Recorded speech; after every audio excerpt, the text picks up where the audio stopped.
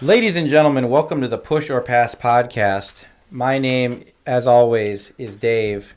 Sitting to my left, Jesse.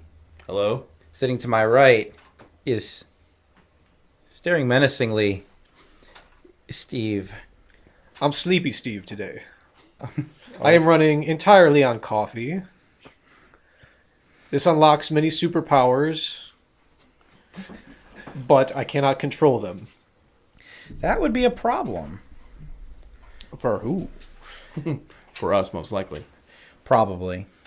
Anyways, folks, this is the podcast known as Push or Pass, generally devoted to the games that we play, namely Heroclix and Guild Ball, because those are things that you can do in the game. Also, because that exact phrase was yelled very angrily at a gamer. When you have only one guy left, just push or pass. That's correct. So, this is the first inaugural episode of Push or Pass. What? It's the first one. First inaugural is kind of the same thing. First inaugural. Look, I'm going to make many slip-ups because... You're gonna mangle the English language as we know it. I mean, I am sitting here waiting with bated breath, like no worse than little kid at Americans normally Christmas. do it over the British English. But let me tell you what, expect the unexpected. There's some pretty sarcastic.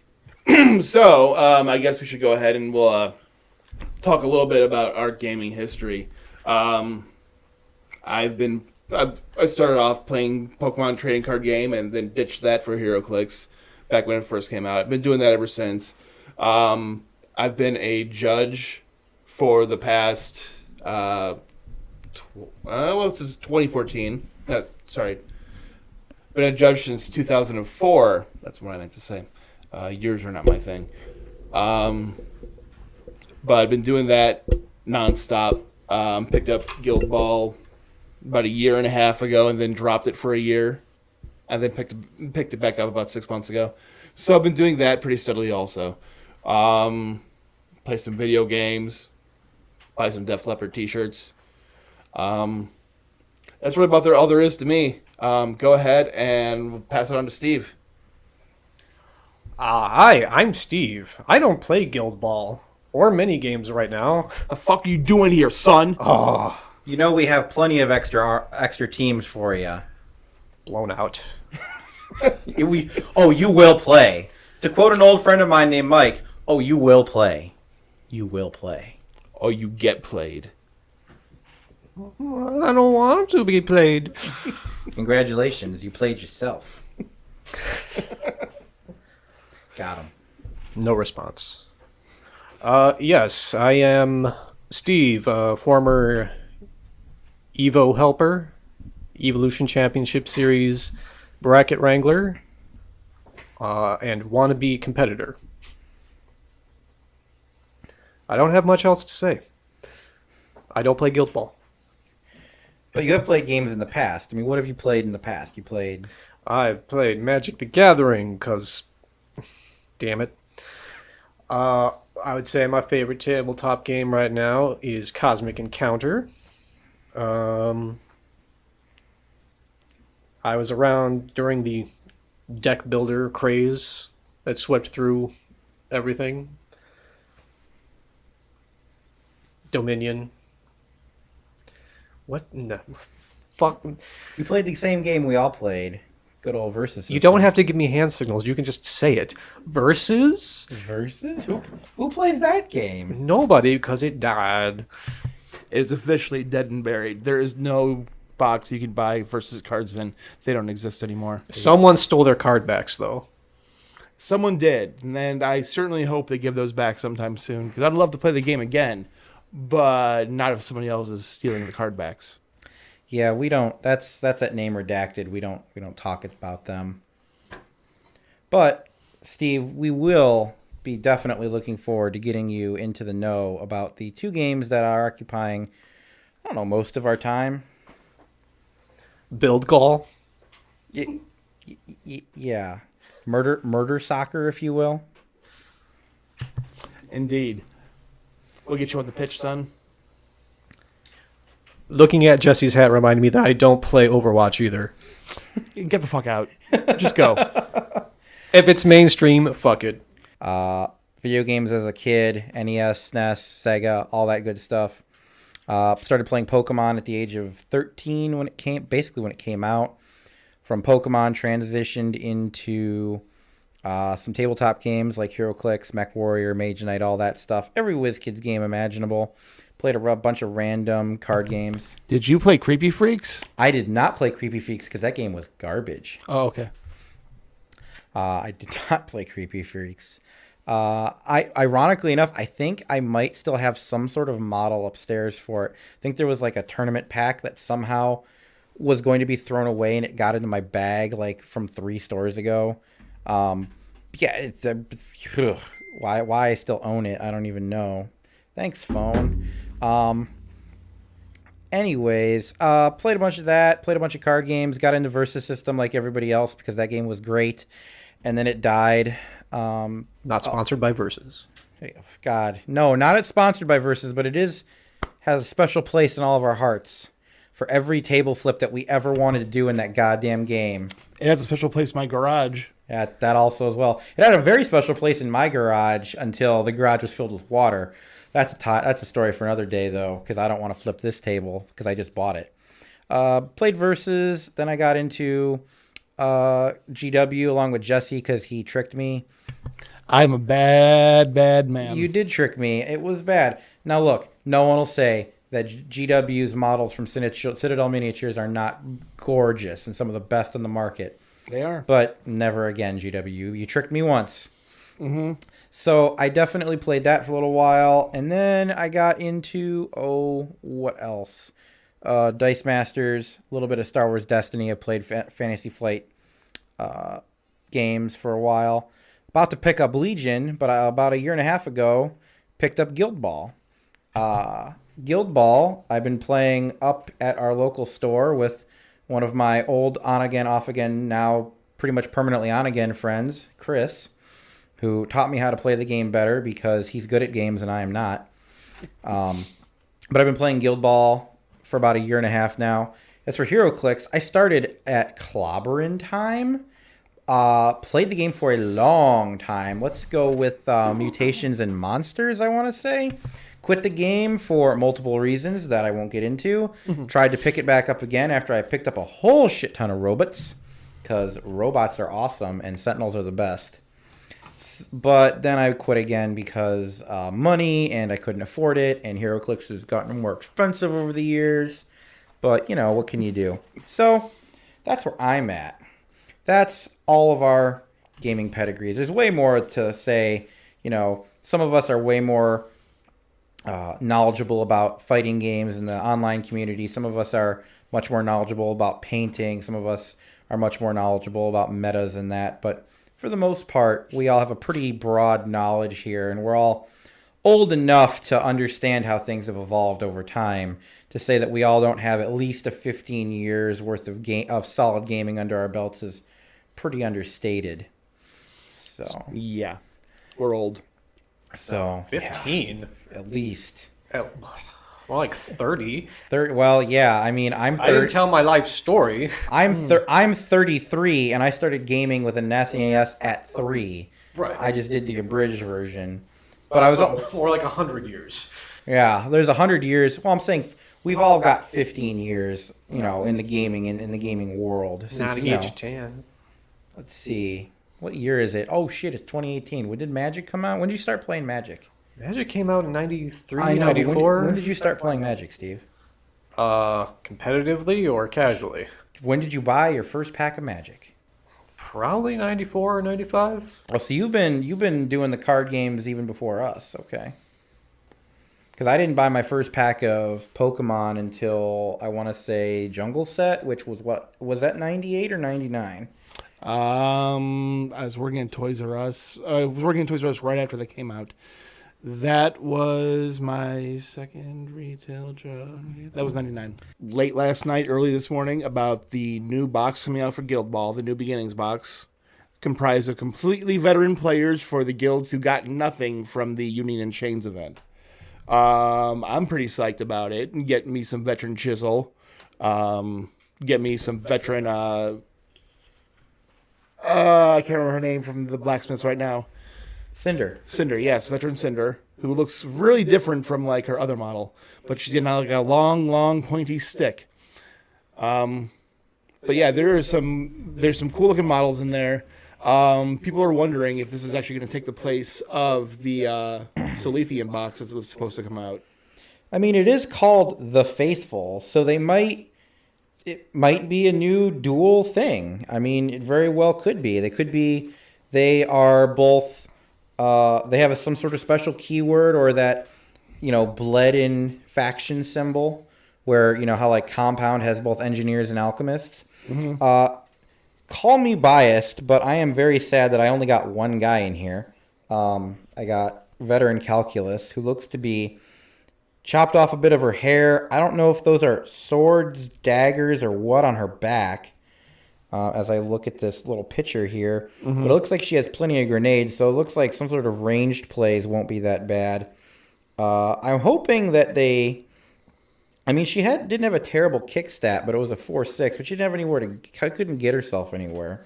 So maybe they'll increase her distance. Hopefully they'll give her just some sort of better striker playbook.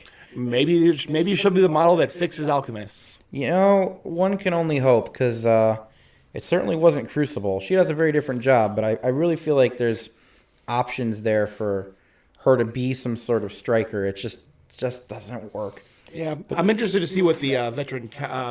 What's his face? Sakana. I want to know what he does because he's already good. He is already good. He's got a lot of good points to him. I mean, let's bring him up here if I have a chance. Sakana. Let's put it this way. Every time I play against Fishermen in pretty much any list, I see Sakana. He's like auto include. I don't know Fish enough to say that, but he's pretty good. In a guild that excels at 2-inch melee, he's got that. He's really fast, a good kick, can strip armor away, has a smoke bomb for some reason. I don't know if they need smoke bombs, but he does. It's because he gets movement buff while he's in smoke. Right, he does the thing Vitriol used to do. Rip.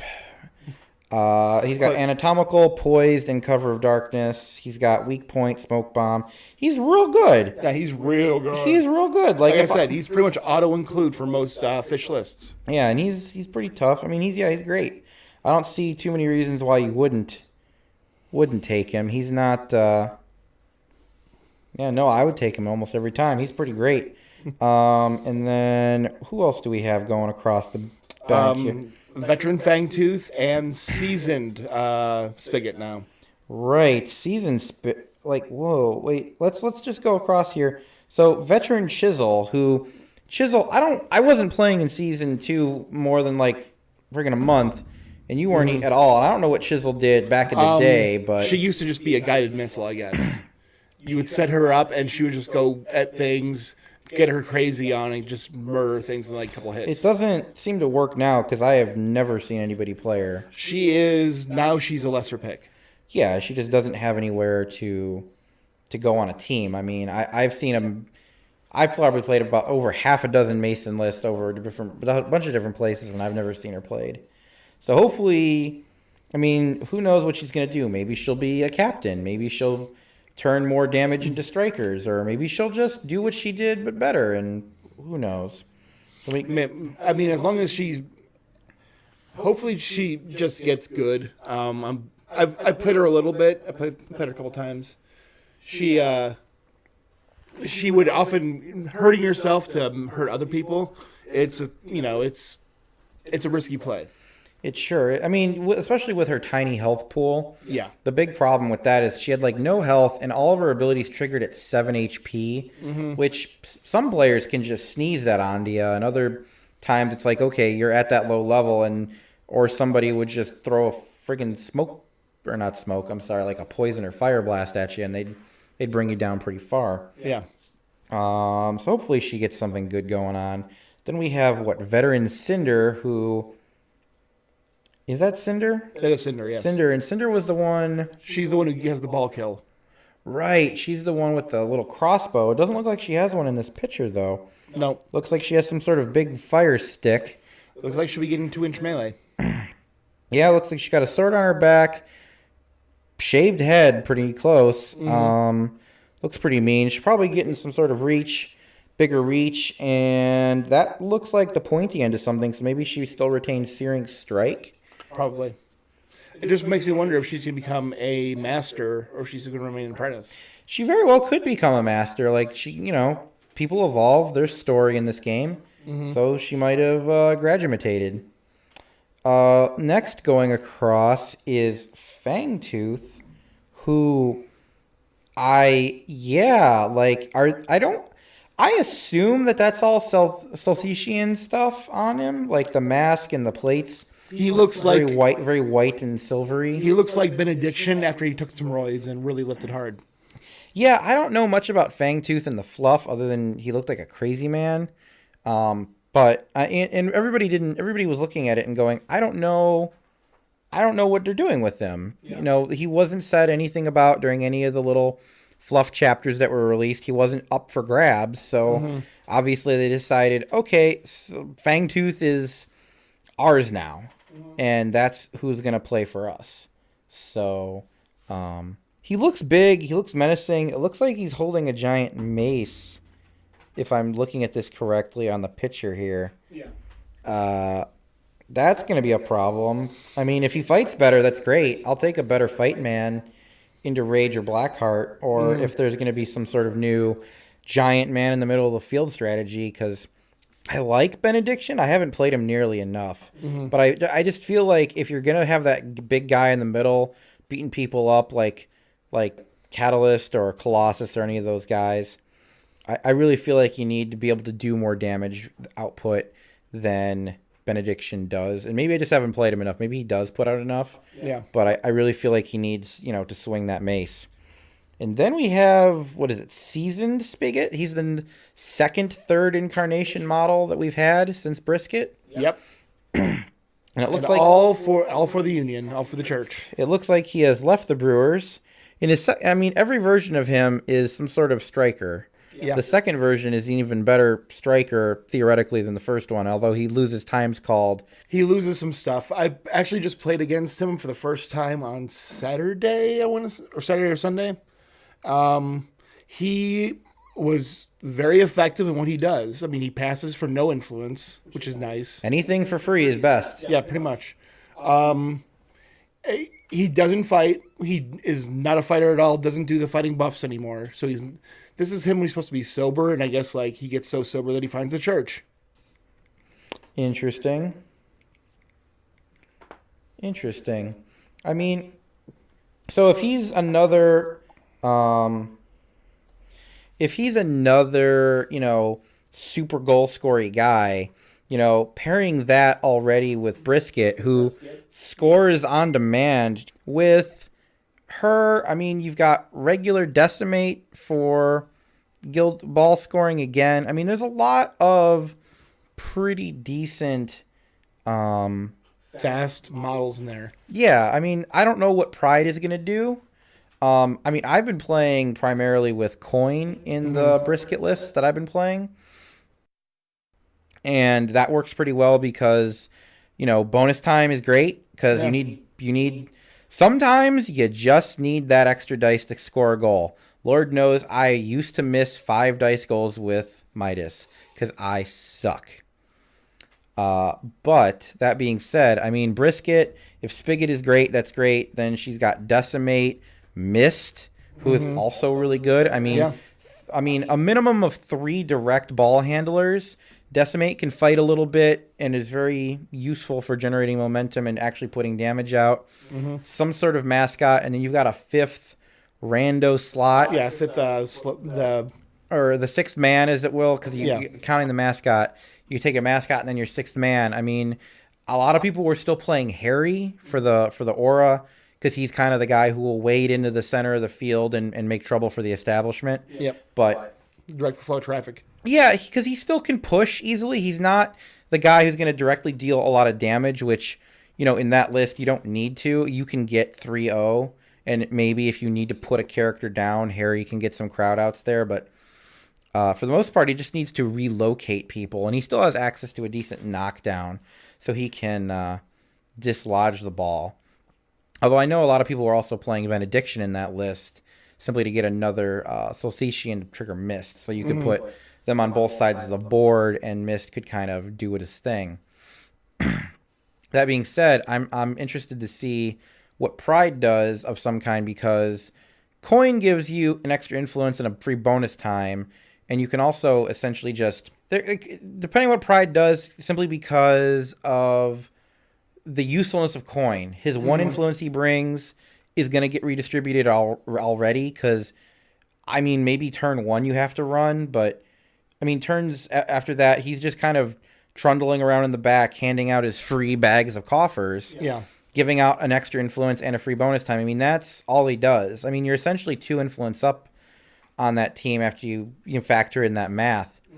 So, I mean, Pride's going to have to do something pretty effective for that, unless he just fights real well, like Fahad better style, like Fahad on steroids, because I realistically think that you just play Coin in that list, because it's Turtle in Rage and Blackheart pretty much, but you can take the Snake in Brisket lists. So it'll be interesting to see what they do with that. Any thoughts otherwise on all those? I only played against Union a few times, mostly against you. So I really have very little opinion about him. I know I've played against the Killy team. I've played against the Fast team. Killy team was easily dealt with. The Fast team ran me over. Yeah, I mean, any teams that can, cause things to happen for free or just do crazy shit, like, in my opinion, any model that has I'm open, or any way to get the ball, any way that has the ability to get a ball moving, like Brisket, Blackheart actually has it with on my mark. And then there's a couple other models that have abilities to pat. Any model that can literally call for the rock to score a goal is great. I mean, that's because then a ball's not stuck dead. And her legendary ability is literally teleportation. I've heard that's amazing. It was used very well against me. I'm sorry. Yeah. That's what happens. I mean, she's real good. Yeah. And so she's pretty good. So, it'll be interesting to see. There's a lot of guys coming to their lineup. I'm sure at least a couple of these guys are going to make some pretty big impacts. I'm hoping as a day one Alchemist player who didn't know that they were good when they started because I just liked them, I hope that Veteran Calculus can bring something to the team whilst losing the access to regular Calculus, because you can't play both in the same team. So hopefully she'll bring some craziness to the team that we can use. That would be fabulous. So next up on the docket, I believe, is something called Heroclix Insanity. Yeah, they've been doing a lot of Heroclix previews this week, and dear God, this set is going to be insane. So I realized neither of you, I don't think Steve ever played, and Dave has been out for quite some time. But so they previewed 2 figures yesterday as we record this. One is the Unseen, which is essentially Nick Fury as the Watcher. Has no combat usefulness at all. 0 damage, 0 attack down the dial. Herald's a Galactus team, which means he can't be outwitted, and he doesn't have to worry about pushing. Best team ability in the game. It's pretty good. See, 65 points, 4 clicks of life, 9 range. All he has he has like 4 different powers. Well, he has a bunch of different powers. So he has improved targeting, ignore elevated, ignore hindering, ignore other characters. He ignores most things. He ignores everything but blocking. Okay, so not bad. Has a trait, Creature of Whispers and Regrets. So he has traded Phasing Teleport and Stealth. When he uses Phasing Teleport, after resolutions, he can use Smoke Cloud at no cost. Sure, free smoke clouds aren't bad.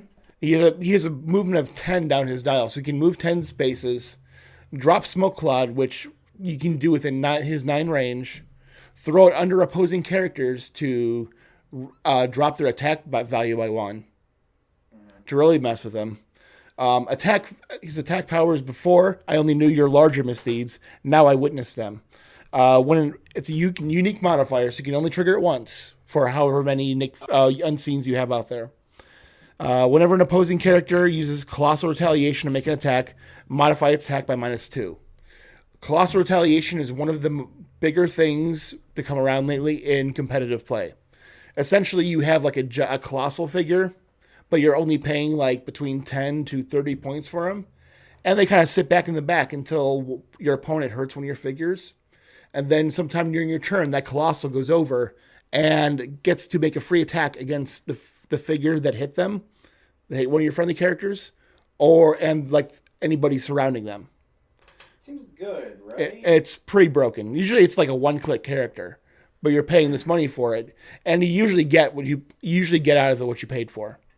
So he now says that whenever a character uses that Colossal Retaliation ability, they get -2 to their attack, which is pretty huge because now like they're not sitting. Say they have 11 attack, now they're sitting on 9s. They're not going to hit as well anymore.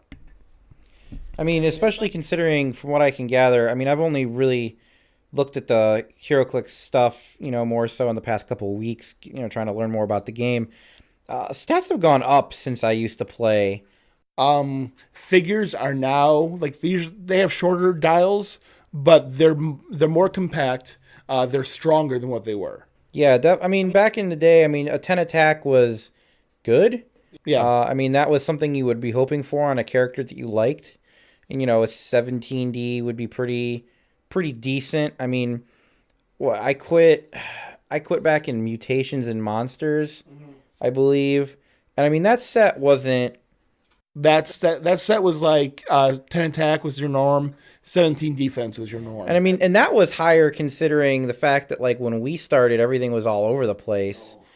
11 attack, 15 defense. Yeah, you'd have some really messed up characters, and they really flip-flopped between a lot of their design for it at the beginning. I mean, Critical Mass was weird. I mean, friggin' Explosion was weird. I mean, if you just looked at Hyper Time versus Clobbering Time versus... There's a big difference in those sets. Oh, God. And I mean, now they're much more, what's the word I'm looking for? Consistent. Consistent, thank you. Much more consistent with what they put out. I mean, the end sets that I played through, I mean, Mutations and Monsters had some pretty decent stuff in there. I mean, and when when you look at my pile of robots up in the upstairs on my shelf, a lot of those guys have, very big stats, but, they're a 200 point, 100, 200, 300 point robot and with extra life on it. So, some of them have full 12-click dials or even more when they're playing at higher point levels. So, you figure you're playing a 200-point robot that has 12 clicks of life, but it's got extra abilities stacked on it. But even then, I mean, some of these things, they start at 100 points or 150 points, and they only start with a 9 or 10 attack with a 16D with whatever. And nowadays, that's not going to get you very far. Nope. That is... You're not going to see much use out of those figures. Unless they're like actively just complete support figures. They do absolutely nothing else but boost other figures in your team. That's depressing because I like my robots. Well, so it's defense power, only to see and not to be seen. Super senses, but succeeds on a 4 through 6. So a 50-50 shot is not bad. Damage power. Interfere in what I witness. This is the best. This is what I think is the best part. So he has that 9 range. His special damage power is outwit and probability control. That just, you see over characters, you see through characters, hindering terrain. He'll stand back 9 squares away and just control the flow of things. And with probability control, the way it works now is if you're playing like a big multiplayer game just for fun. So I have unseen. I get a prob on my turn. I get a prob on your turn. I get a prob on your turn. I get a prob on your turn. And I get a prob on his turn as well. That is different than I remember it.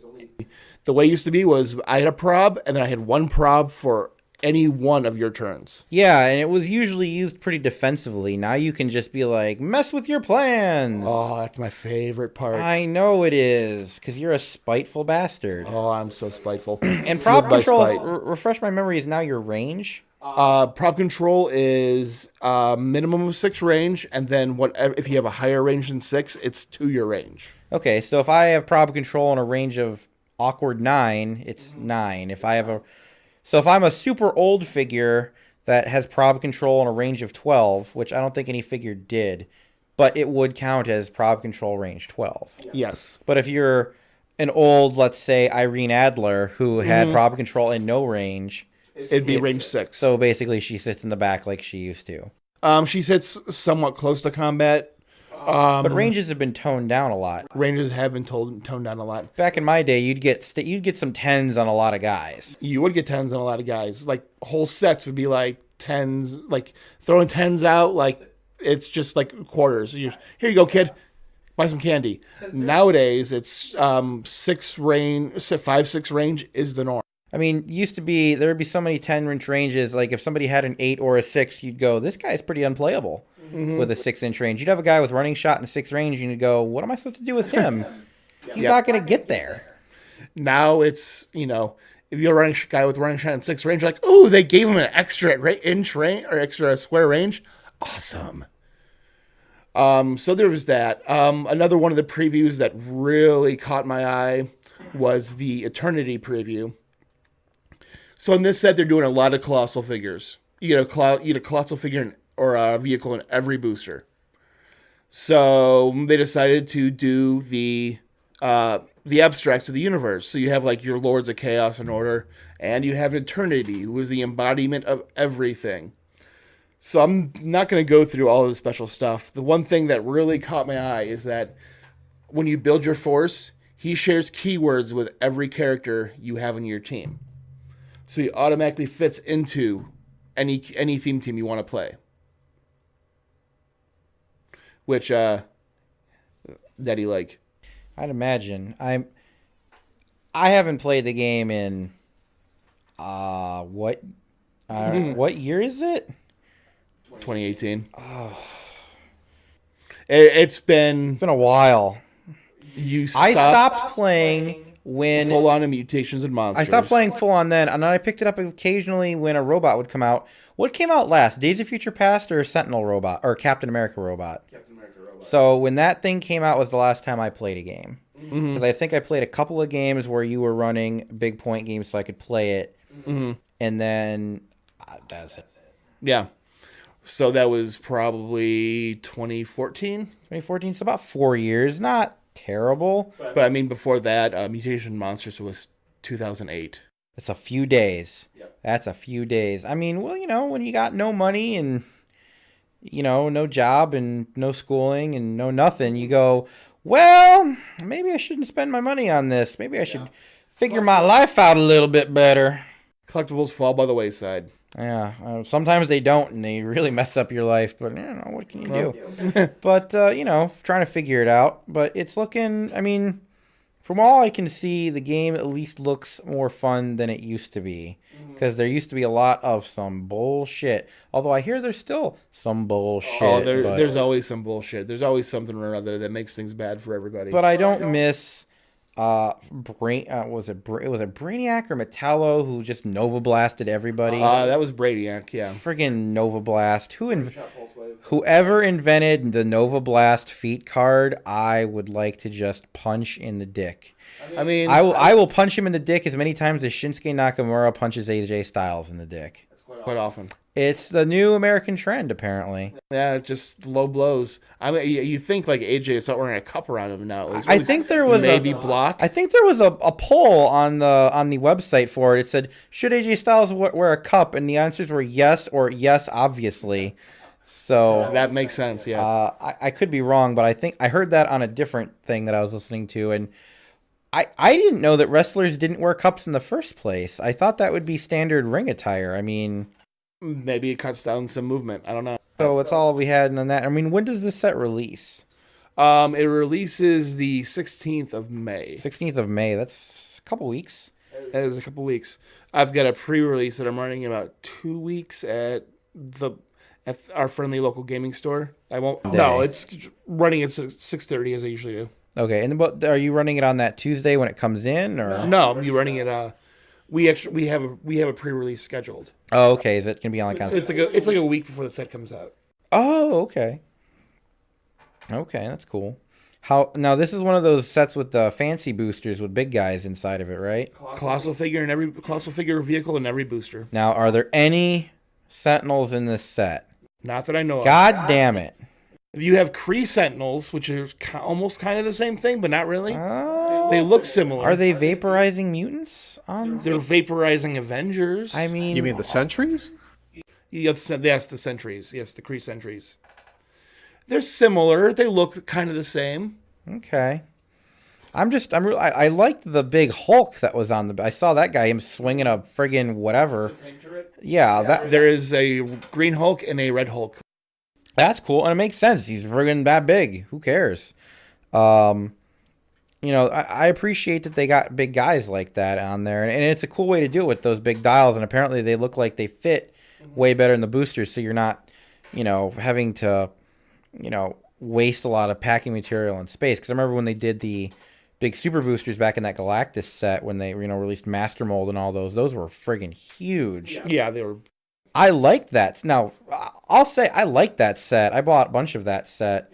And I liked those big dudes. I mean, I remember, I think I traded you my mole monster for the Master Mold that I got. Probably. I was like, hey, I got a mole monster. And you were like, I got a Master Mold. Trade? I was never going to use Master Mold, and I would definitely use Mole Monster. I think I did. I never was going to use mole monster.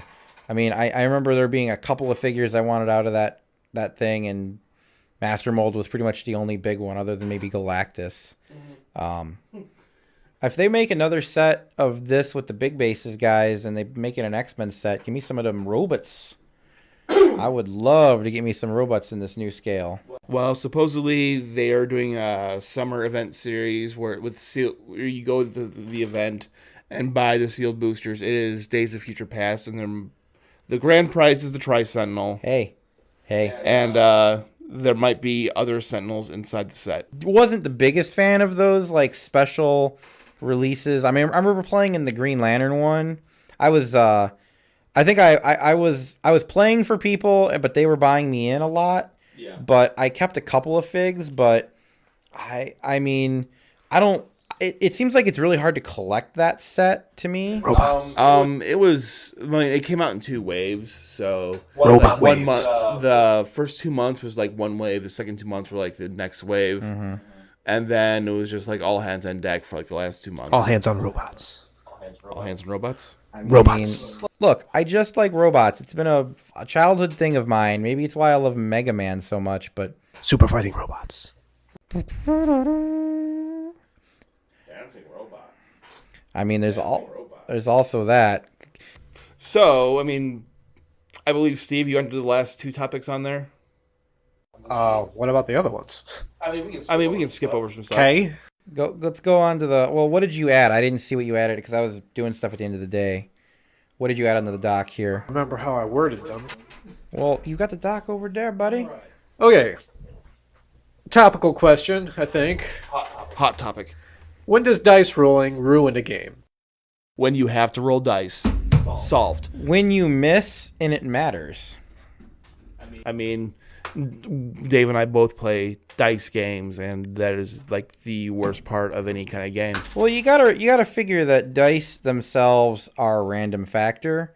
So when you're rolling poorly and they're rolling great, and when it's basically I would say when it's basically one-sided. I've had plenty of games come down to a few dice rolls, but I've never seen it directly like. I guess I should say I have seen it directly impact a game where, if like in Heroclix when I was playing back in the day, chances are good if you missed your initial barrage, you're done. Pretty much. And if you, especially it just breaks your morale and your strategy, because if you don't get your initial volley off, you're. Mm-hmm. If you miss that alpha strike, you are setting yourself up for some pain. Well, I was thinking more in terms of unknown information. Okay. That the whole idea isn't to have the outcome be random, but rather that you don't know what the outcome is going to be.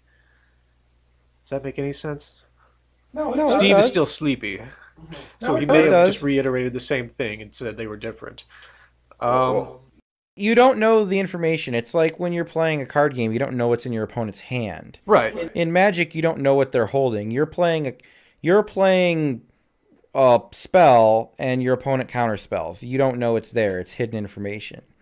But with the dice, you know that your opponent's figures do X, Y, and Z, and your figures do A, B, and C. But unless you roll a goddamn 5, it doesn't. Your figures could have, the best abilities in the world, but if you can't roll dice, I mean, I've seen amazing players get picked apart because The dice aren't the with them. dice are not with them. I think it's basically, making decisions based on dice rolls. That's fun. But the result of decisions being determined by dice rolls, that kind of sucks. That's kind of the poison you choose playing playing a game with dice. Really, True. I mean, there's a lot of different ways you can go with games. I mean, there's a lot of games where there's a lot of games where that don't have dice, like Magic. You know for a fact I would use chess as an example where there's no hidden information. No, everything's on the board. That game will never change, ever. I don't know if the rules have ever changed in anything I've ever heard of. It's always been the same game. I actually don't know any history on that.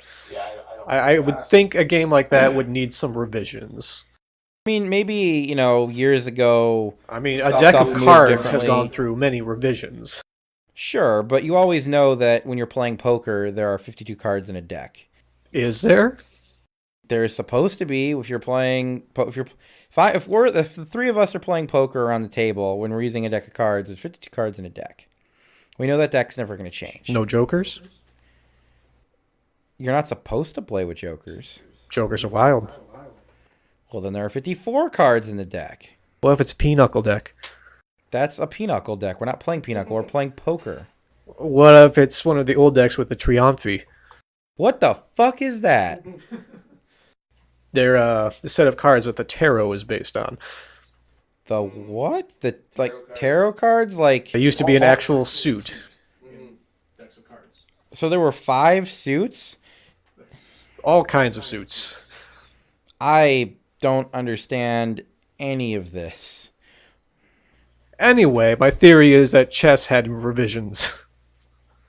I mean, I'm sure it did. I mean, I'm sure, but I mean, there's also nothing. Everything just happens.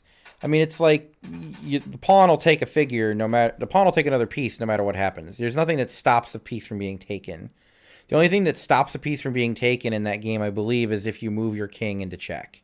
Right? That's the only way a piece can't be moved to take a piece. Because a rook will always take somebody by moving in its direction. A knight can always do its little hop and take a guy. Like there's nothing that says no, you can't do that. The only move you can't do is to put yourself in. You never have to roll dice or draw a card to get the result. Yeah, it just happens. Everything is triggered. Guy moves, he's done. Guy moves, he's done. Pawn takes knight. Knight dies. No, everything happens. Nothing triggers. It's just a straight game of strategy. You know that the game of chess is always going to be the game of chess that you're playing. Right? I mean, are we done with this topic? I don't know. I mean, I guess I made my point. you made your point that dice suck. Like, are you trying to say that like diceless games are? No, I'm saying that games where the result is randomly determined are annoying because it makes your decision making pointless. I mean, you might as well be doing things at random. Whereas making decisions based on, variable or unknown information, you don't know what the result of a dice roll is going to be, then you have to you make the dice roll and then make your decision. That's better than waiting for I decide to do this. What's the result of this decision? Make a die roll. Okay. Am I making any sense? You are making sense. The problem is there's not many games one versus the other. Most of the game, like Guild Ball and Heroclix, is all based on like, well, I have to do this one thing. I have to attack this character. I got to roll dice to do it. I got to see if I can, beat your defense stat. And if I do, then I can do these things. If I can't, then I can't do these things. And we're gonna see like either like in Guild Ball, you get another chance at least, hopefully, if you have enough influence. In the Heroclix, you hopefully have a probability controller somewhere around to let you reroll those dice. If you can't reroll those dice, then you're gonna have a bad time.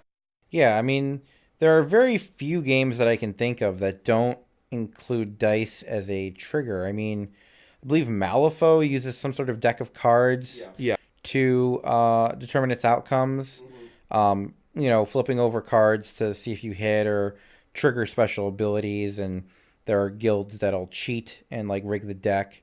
But I think that's really the only one I can think of where you don't use dice as a determining factor to your actions. I mean, I can't think of too many others. I mean, there's a lot. Most card games don't use dice for many things. I mean, you could say Pokemon has flip a coin, which is essentially 50-50. A lot of people carry dice around just because it's easier than having coins. And they also, double as damage counters. But, like Magic doesn't have any dice rolling in the game as far as I can recall. I'm sure there's cards that have done it in the past, but there's no dice rolling involved. Only in non-tournament legal joke decks. Or joke sets. Fun stuff. Unhinged sets. The unsets. Yeah, but I mean, you always know that when you play a little lizard, or when you play a little lizard, the lizard's going to come out unless it gets interrupted. When it taps to attack, it's going to do its damage. It doesn't have to roll to see if it beats a guy's defense. But I mean, there's a lot. But like in Versus, there were really no dice rolling in there. Nope. I mean, in Heroclix, it's been 2d6 the entire time. Maybe one or two different random things. I mean, a couple guys have those D20 powers now. Some of them did have those D20s. And then a lot of them. And then there's some new guys that are like, if you roll 4s, then you get to do this ability, etc.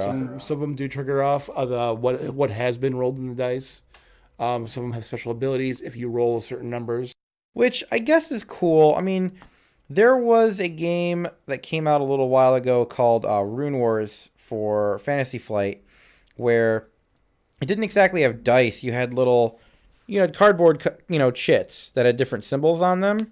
And instead of rolling dice, you would palm up and I could be getting this completely wrong. I only played the demo twice at Adepticon last year, but you would grab scoop them off the table and you'd shake them in your hand, you'd throw them on the table, and however they fell triggered special abilities on the cards that turn. So it was essentially rolling dice to see what abilities triggered, and if your shit came up good, then you were going to have a good time. And if none of your special abilities triggered to get you across the board and smash face, then it didn't work. All right, so I first thought about this. The last set of Versus came out. Okay. And I remember in that one we each pre-ordered at least one booster box. So is it fair to say at least $1,000 invested in our play group? Yeah, probably. I mean, that last set, the Evolutions, I probably bought at least 6 boxes of that set because there was the Cyclops Legacy, there was the Deadpool Legacy, and the Cable Legacy, and those are the one things I talked about. Those are the things I wanted to do. I still have a Cable Deadpool deck built somewhere. It sounds awesome. I had a start of a Gambit deck, and I remember trying to put it together, but for some reason, even during the time of trying to get everything together, even though, as Jesse said, Gambit's not a very popular character, I still couldn't get any of his goddamn cards. There was also multiple man in that set, so yeah, that was definitely at least 6 boxes. Yeah, you went pretty hard in the paint in that set. Oh yeah, and then so I'm collecting all these boxes, and this set is just out of control. I'm like, oh yeah, by the way, the game's done. Wah, wah, wah. So back then, I don't want to say video games now because reasons. But back then, or even now, for the most part, it's like $60 gets you a new game. Yeah. Whereas, you pre-order it, we got them for $80 for the booster boxes, and not get our game. Yeah, not get everything you want. So how does that compare now, where we have video games, That's still the same price, pretty much. but they're trying to do things the way tabletop games used to do, where there's Yeah. like expansions and microtransactions, and trying to milk more money out of something. Are they still a better investment than tabletop games, which what does Settlers of Catan go for now? 25, $30. Maybe I haven't seen it at Target in a while, but yeah, the fact you can buy it in Target now says a lot. yeah, I mean, there are games that I thought. I mean, when I first saw Settlers, and I saw Small World at Target once. I've seen Small World. I've seen a lot of like higher than average game, like higher than average skill level games. I remember when I saw what was that train game, Ticket to Ride? I saw Ticket to Ride and Settlers and all that stuff in there. I'm like, oh, pretty basic games like Splendor. House on Betrayal Hill. Betrayal on House of the Hill is at Target. Is at Target, which is crazy to me because I mean those games aren't just pull them out the box and play them like Sorry and Monopoly. Those have some setup, and you gotta kind of want to play something like that. Like, I mean, The betrayal mechanic. it's not exactly it's it has a mechanic in a lot of games that nobody would even think of. I mean, that doesn't happen in Risk. I will say that the day I find Twilight Imperium at Target, I quit. Quit what? Life? Yes. Oh, okay. I will not be welcome on this earth anymore. I mean, I will the just day leave. that Twilight I will Imperium strap firecrackers to my feet and take off like a rocket. So the day that TI is put at Target, I think is the day Fantasy Flight finally makes more than $1. But Yeah. I mean, but if they were able to move 10,000 units of TI into Target, that would probably make them some good bank. Considering they don't have to pay for any kind of rights on that, that's just their own property. Yeah, I mean that's why a lot of those things are there. I mean, although Fantasy Flight sells Star Wars Destiny there, they sell the starter boxes there. They're able to sell Star Wars branded merchandise in Target that they've licensed. I mean, when you can buy Star Wars Destiny, essentially what is a collectible game, in a store. I mean, you've been able to buy Magic and Pokemon cards at Target and other stores like that for years. I mean, they're not directly sold. I think it's a third-party company that comes in and stocks that stuff. Yeah, I can tell you right now, it is a third-party vendor that comes in and stocks that. But I mean, how long has it been since that stuff's been in there? I mean, it's been since I was in high school, like since I think they were stocking them in there. At least a decade. Yeah. I mean, it's been a while. So, I mean, I mean, they're accessible now because being a nerd is cool all of a sudden, and everybody wants to play these games, and board games popularity has skyrocketed a million times with the advent of YouTube and things like Geek and Sundry and Tabletop pulling people in and promoting board games, which I am all for because board games are a good time. And if you can get kids involved in, fun, puzzles and board games and stuff for the family and with their friends, that's fantastic. But they've really come to the forefront. I mean, they've become way more popular now in the past, 5 years or so with everything. And video games are still super popular. I mean, you're never going to stop making them. It really comes down to video games are popular. A lot of them sell just based on name. Certain things will always continue to sell. Certain things take more of a risk. One of the games that I absolutely love, video game wise, is Borderlands. I'm eagerly awaiting for Borderlands 3 to come out. But instead of putting Borderlands 3 out, Gearbox put out Battleborn, which was pretty much dead on arrival. And that was mainly because they released it right before Overwatch came out. Oh yeah, isn't it like very similar? They're not that similar. I mean, I own both of them. I played Battleborn for a little bit, and I was not happy playing Battleborn because it was the thing of like, okay, I only have access to these specific characters. You had to unlock characters. You had to pay for characters. You had to go through and like play these stages over and over again to get more buffs for your character. And then you're playing this like level going on, and like you don't have good equipment. You don't have all this, so you're just gonna keep dying and then like having to like respawn and try this level over and over again. You would not at all like Diablo.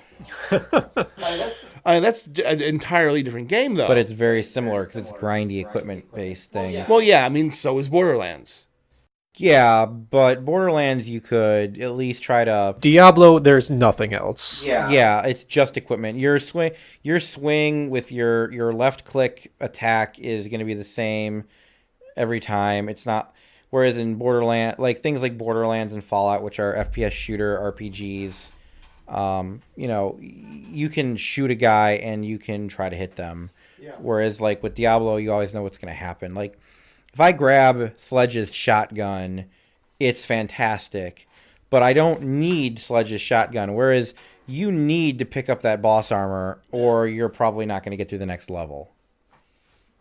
Yeah, I never played Diablo, so I mean that's old. But yeah, so like I did not have fun with Battleborn, and I still have the game because the resale there is no resale value. If you take it to a game store and try to like give them a sub, like you just take that the fuck right out of here. We're not getting that. No, just turn around, walk away. Whereas like Overwatch, I fucking love to death because you start that game, you have access to every single character they have available. You can play on any map. You can team up with people online. You can go and just play competitive if you really want to do that. I've never played competitive. I just do quick plays every single time. And yeah, I've met some trash players. Oh, yeah. I've met some terrible, terrible people on there. It's the internet. That's where they live. That's pretty much it. I mean, either one of those games, like you have to, if you're going to play online, you're going to play with other people, and you're going to have to deal with other people. Sure. Overwatch is a, as I will say, it is a fully released and finished game. Mm-hmm. They gave you all the characters. It's not like, to go in a different route, it's not like League of Legends where the game is free and you have 5 guys and you have to unlock them. Mm-hmm. You pay $60, you get your game. Mm-hmm. You get everything that they release. Whereas in, against a League, they release a new character, you got to buy it.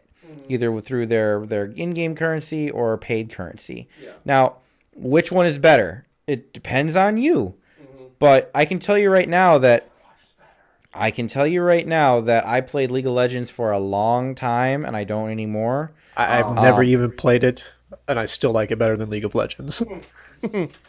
I can tell you right now that even when I first saw Overwatch and I first saw like all the gameplay videos, one thing I could tell was that the game looked great. Mm-hmm. There's a lot of spit and polish on that stuff. I mean, it's a Blizzard project. It's pretty. Yeah, Blizzard doesn't half-ass a lot of things. I mean, that's an open-ended statement, but for the most part, like when I look at stuff like that, it looks pretty damn good looking. Yeah. And it looks pretty. And they made it to, it's a new game they made for this time period. Mm-hmm. It looks great. It's not running a 12-year-old WoW engine. And interestingly, this is damn new. A brand new franchise. Yeah, a fresh franchise. A genre that they're not known for. Mm-hmm. Yeah, that's pretty amazing when you look at the video game industry.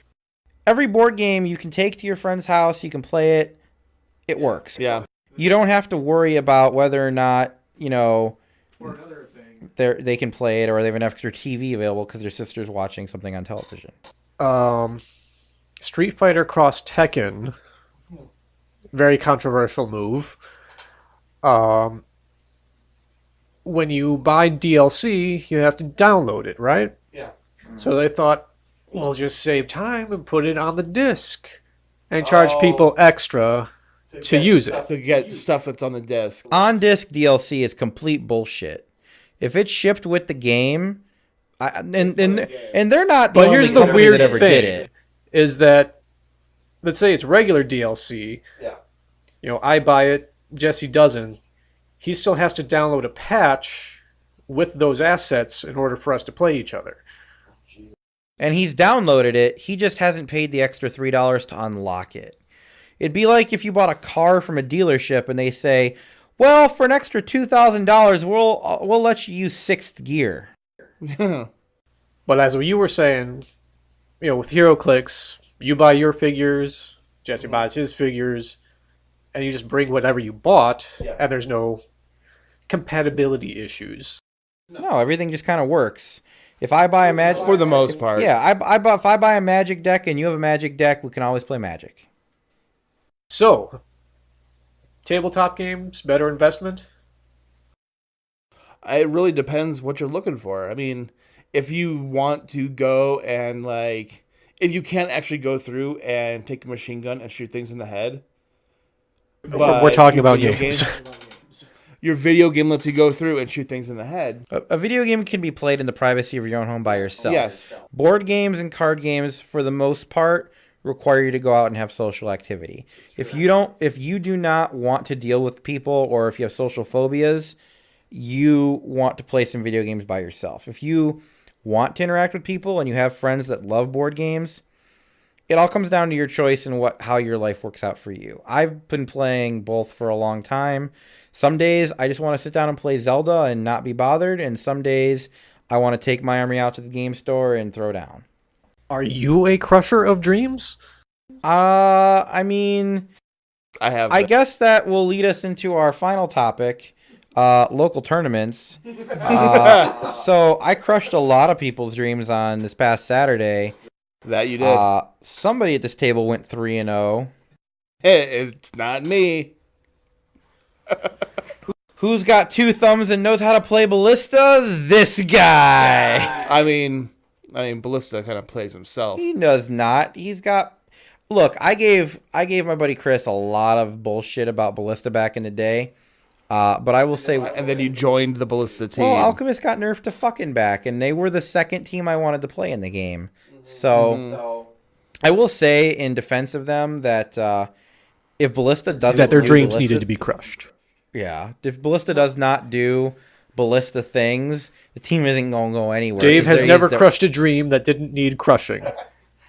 Well, look, Ballista doesn't crush dreams. He takes his Ballista and nails it to the ground. oh yeah, it's A Ballista is a giant fucking crossbow that shoots giant bolts. And his captain, the captain he always plays, called Ballista. is That's Ballista, his nickname. He uses a Ballista.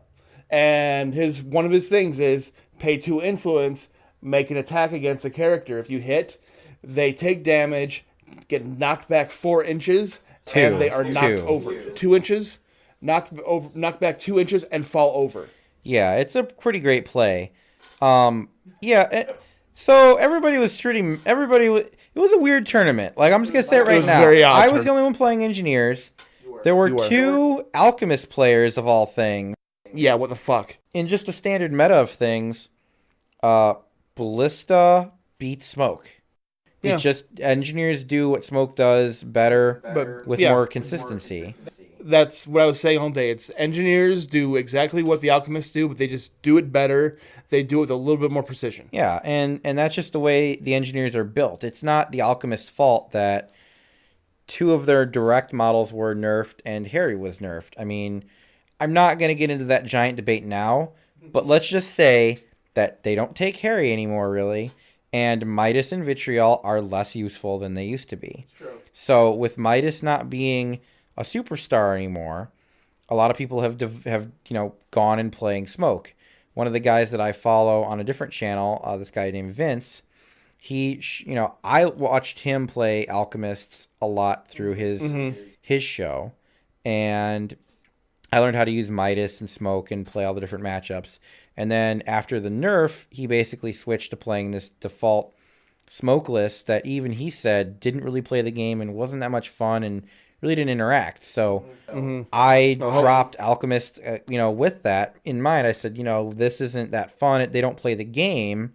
If they're not if they're not even at least trying to play the game in the right way, why try? If you're playing janky builds, then they're messed up. I mean, it sucks. There's no problem with janky builds. At least have fun while. It's a broken. They're a broken team right now. They're broken in a way that they just don't work that well. Yeah. And that's I went to Adepticon in Chicago. Nobody played them. Nobody showed up with them because they don't work that well. I'm sure we'll get a retooling with them eventually, hopefully, because Season 4 is coming. I seem to do best against them while playing Masons. Masons have a good game. because I've lost a lot to Masons. I was playing Hammer, and Hammer will crush dreams with a giant fucking hammer. Hammer is a problem. If Hammer gets to Ballista, Ballista has a bad time. Even with Tough Hide, Hammer is doing ridiculous amounts of damage. Hammer's doing hammer. Well, Ballista's not. So because Ballista's a 3-1 with Tough Hide, he's not shaking it off. No. So it's just bad news for him. He's only going to get so far, and then and realistically, once Ballista dies, you're probably if Ballista has died, you're looking at an uphill battle pretty hard. But yeah, no, I mean no team has perfect matchups. Like Masons are rough. I lost to Masons at Adepticon. I've lost to Masons here at home against Jasper. Masons are a good team. Like, they might not be the best team. They might have some shitty matchups, but they have solid tactics and solid players, and they're pretty good. Engineers just don't have a lot of dangerous faults like a lot of teams do. Their strategy is play defensive and play ranged, and they do that pretty well in this game right now. I'm sorry, Engineers are kind of good at what they do. Like, they didn't get buffed. It's just other things kept getting nerfed. And they went from the middle of the pack to, like, top 3 or 4 teams. Like, it's not my fault. Like, I don't know what you want me to say. And nobody was, like, saying you're a piece of shit for playing Engineers. They're just saying Engineers are good. Look, I know you're saying a piece of shit. Whatever. You mad, bro. Well, I don't like Engineers. Well, I don't like Farmers, but Well, I'll still play them. It's so bad. It's so bad from what it was. I mean, he was overpowered before. You say that, but there are legitimately more powerful captains out there. Now, yeah, after his nerf. I mean, even before his nerf, like he was real good. The reason why they went so strong is because nobody knew how to play against them. Sure. I mean, that was Alex Bots playing an unknown factor into a game. The problem with that is Steamforge has said, okay, we're not going to allow them at this box at the event. And I'm not going to disagree with you. If they had just said they're not allowed, then that tournament's completely different. It's completely different, obviously. Yeah, I mean, because three of the models that the farmers had that were showing up from that event wouldn't be on the table. Yeah, and I get that, and that sucks. But Thresher was a little powerful. I mean, a lot of people were saying that Filet is not as good as Thresher when Thresher existed there. So, that's debatable, and I'm sure that debate's been had. But I mean, Engineers didn't do anything that they haven't done in the past. I mean, they've gotten one or two more models, but they still keep doing what they're doing. It's just the way the game is evolving, they're doing pretty okay. What's happening is with like the Engineers being like, how I bitch about them being better. It's not that they're better. It's that they take stuff that's, good and they push down, which then like brings it down, puts it down a couple levels, and then Engineers just kind of stay there. Well, I mean, they haven't had any attention paid to them in the nerfs or buffs department. I mean, they lost Harry, which everyone did. Everybody lost Harry. Harry is a non-factor. But I mean, they didn't have any of their models directly changed. I'm sure they're going to change some guys eventually. I'm willing to bet that probably Blasted Earth in Season 4 will go to a once per turn effect. They really should. But otherwise, I mean, it's just Engineers. They're doing the things that they're doing. I mean, they're just a team that I have done and built, and they work. I mean, eventually I'll get my union finished once I get all the models put together, because some of those spindly arms can go fuck themselves. Steamforged, why are your arms so tiny, and why are the arms on people just not attached? They're so tiny. So tiny. They are very. There are models with very, very The fact that they are moving to plastic is not soon enough, because I so wish that all of this shit was in one-piece plastic. I wish it was. I'd be playing Grace right now if she was plastic. Ugh, that model. It's a beautiful model, but it's so bad to put together. Yeah, it is. That being said, I mean, we played in the tournament, and it was fun. I wish there were a few more players. A couple guys couldn't make it. But I mean, we still had fun. People still had fun. It was good to see everybody. But yeah, you know, that was that. When we played in Columbus a couple weeks ago, Danny, the guy who played I played him in the last round. He came in second place in the other tournament. Chris came in third, I want to say. Yeah. For reference, Chris is our buddy who also is the pundit here. He ran the tournament on Saturday. So I mean, that's what happened around here. We've gone to a couple events now. I think there's going to be a couple in. They're trying to run some more in Ashtabula, which isn't a bad haul. To get around the parts. I mean, it's about an hour from us. Columbus is about 2 hours, and our local store is, 10 minutes maybe. I mean, I live 10 minutes from it, depending on traffic lights. Yeah. But yeah, I mean, we've had some good turnouts, and we've got a lot of people that play. It's just a matter of getting them all there on the same day. That's been the real struggle of it all. Impossible. Yeah, pretty much. But we're getting there. Some people are back. Some people are done with school, getting done with school, and jobs are situating. So we're looking forward to seeing a few people back. But yeah, I think that's everything on the dock, isn't it? Pretty much. I'm Jesse. I'm Sleepy Steve. And we are your first ever Push or Pass podcast. Thank you for listening. You can follow us on all the social medias at Push or Pass. So we got Twitter at Push or Pass. We have Instagram, Push or Pass. We have pusherpass.wordpress.com. We have a Tumblr if you're into that thing. We have Facebook is definitely probably the easiest way to get in contact with any of us. Pusherpass.facebook.com, I believe. Yeah, I'm pretty sure. You can find all of our things at pusherpass.com. We're going to be releasing. We're working on the websites. I mean, I'm into computers, but I don't know nothing about no websites, so I got subcontractors for that. But we're gonna be getting there. You can find all of our things on all the social medias. They will be blasted out to everything as they come out. You can look forward to several more podcasts from us with tons of rambling. We're gonna do some gameplay videos of Guild Ball, Heroclix, etc. because that seems to be something that the community is a little lacking, at least in the Guild Ball division. I want to try to get some games on the YouTubes for people to see, have a little bit of discussion, and have a little bit of laughs, because there will probably be a lot to laugh at us for. Oh, it'd be so laughable. Yeah, very. But we're going to try to put out as much as we can, and as much as we can bear to stand each other. So for everybody here, thanks for listening. We'll see you next time.